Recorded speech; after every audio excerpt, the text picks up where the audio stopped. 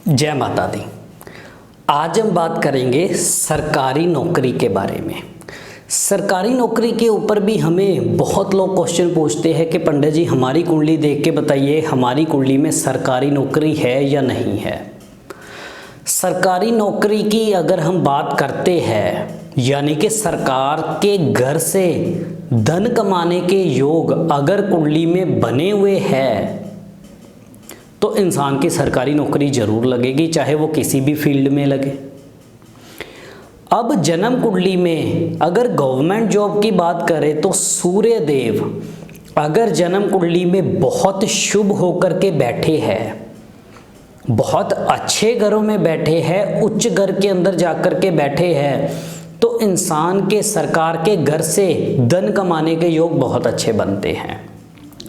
मान लीजिए सूर्यदेव लगन के अंदर बैठे हैं या मेष राशि में किसी अच्छे घर के अंदर जाकर के बैठे हैं, अपने मित्र के घर में बैठे हैं, ना तो उनके ऊपर किसी पापी ग्रह की दृष्टि पड़ रही है, ना ही वो किसी भी तरह से पापी ग्रहों के साथ संबंध उनका बन रहा है जिसके कारण वो खराब हो। अगर इस तरह के योग नहीं बन रहे तो जरूर ऐसा इंसान अगर गवर्नमेंट जॉब के लिए अप्लाई करेगा, ट्राई करेगा तो सरकारी नौकरी के योग अच्छे होंगे। लेकिन ये चीज़ का भी ध्यान रखना होगा, जब वो सरकारी नौकरी के लिए अप्लाई कर रहा है उस समय में किसी खराब ग्रह की दशा तो नहीं चल रही। अगर सूर्य की ही दशा है तो बहुत अच्छे योग बनाता है कि वाकई में ही सूर्य अच्छा है और सूर्य की ही दशा है या अंतरदशा है, ये अगर आ जाए तो बिल्कुल सरकारी नौकरी के योग बनाता है।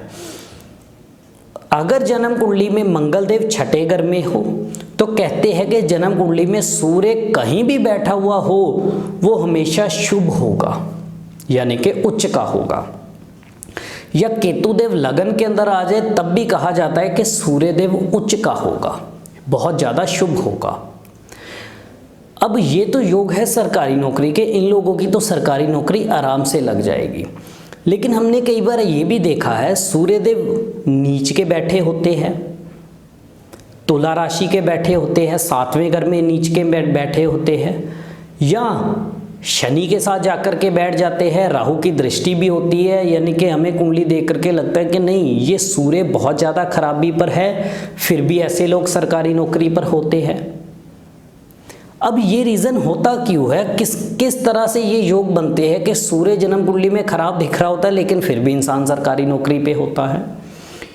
तो ये योग ऐसे योग बनते हैं कि अगर सूर्य का संबंध मान लो शनि के साथ है और ऐसा इंसान अगर शराब मांस का सेवन नहीं कर रहा और अपना चाल चलन भी अच्छा बना करके रख रहा है तो तब भी हम शनि और सूर्य के योग को अगर कंट्रोल कर करके चलते हैं, या ये योग बहुत ज़्यादा खराब घरों में नहीं बैठा, मान लो दूसरे घर में बैठा हुआ है या किसी और ठीक ठाक घरों में बैठा हुआ है, मान लो 9वें घर में बैठा है जिसमें दोनों ही ग्रह बहुत ज़्यादा बुरा नहीं करते, तो और साथ ही इन ग्रहों का संबंध 8वें और 12वें घर के साथ नहीं बन रहा और साथ ही जन्म कुंडली में छठे घर का संबंध 10वें घर के साथ बन रहा है, तब भी सरकारी नौकरी लग जाती है।